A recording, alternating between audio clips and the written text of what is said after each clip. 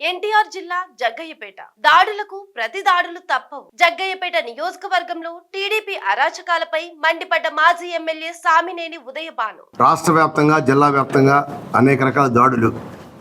మేము కూడా గెలిచాం 2019లో జగ్గయ్యపేట నియోజకవర్గంలో వైఎస్ఆర్సీపీ గెలిచిన తర్వాత 2019లో ఇదే జగ్గయ్యపేట నియోజకవర్గంలో ఎక్కడా ఎవరి మీద దాడి చేయలేదు.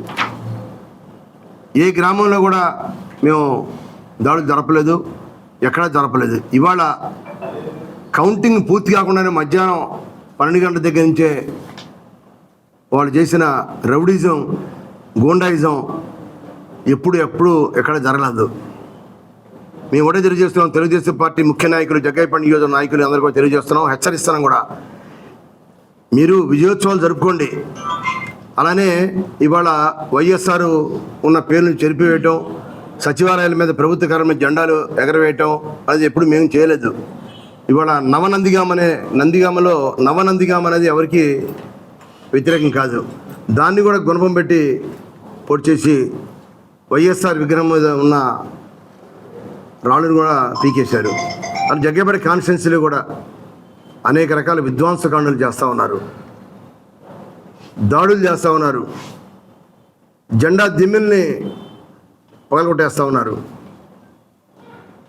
అలానే జిల్లా చూస్తే కొడాలి నాని మాజీ మంత్రి, అతని ఇంటి మీద దాడి చేయటం, పేరు నాని ఇంటి మీద దాడి చేయటం, విజయవాడలో ఉన్న వంశీ ఇంటి మీద దాడి చేయటం, ఇటువంటి వికృత శాస్త్రాలు ఇంకా ఎన్ని రోజులు చేస్తే మాత్రం తిరగబడతాం.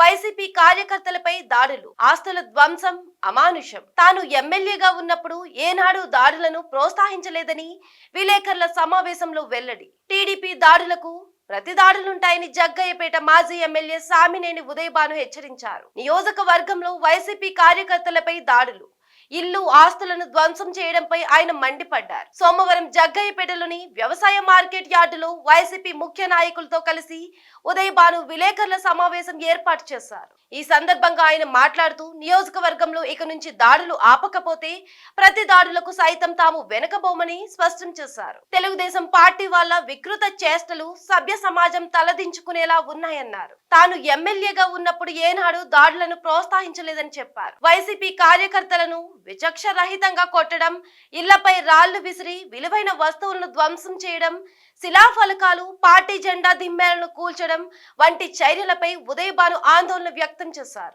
నిన్న జరిగిన సాంబశివరావు అనే తొరగుంటపాలెంలో ఇల్లు ధ్వంసం చేసిన ఏసీలు పగలగొట్టడం, టీవీ పగలగొట్టడం, 80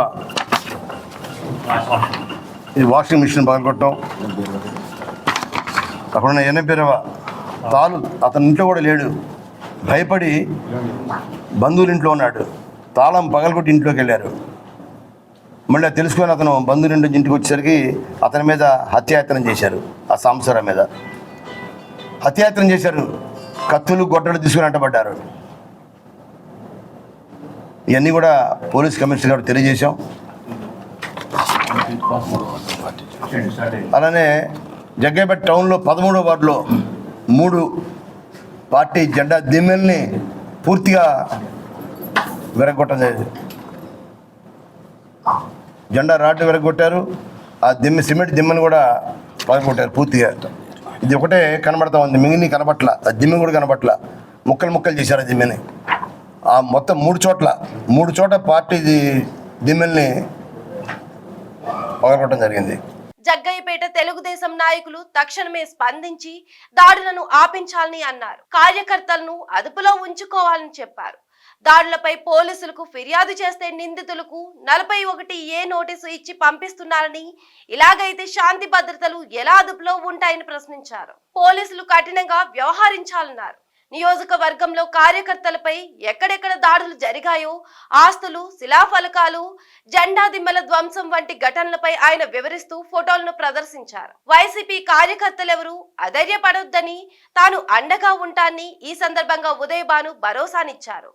ప్రజా తీర్పును గౌరవిస్తున్నామని, తెలుగుదేశం ప్రభుత్వం ప్రజలకు మంచి పాలన అందించాలన్నారు. జగ్గయ్యపేట ఎమ్మెల్యేగా గెలుపొందిన శ్రీరామ్ రాజగోపాల్ కి ఉదయభాను అభినందనలు తెలిపారు.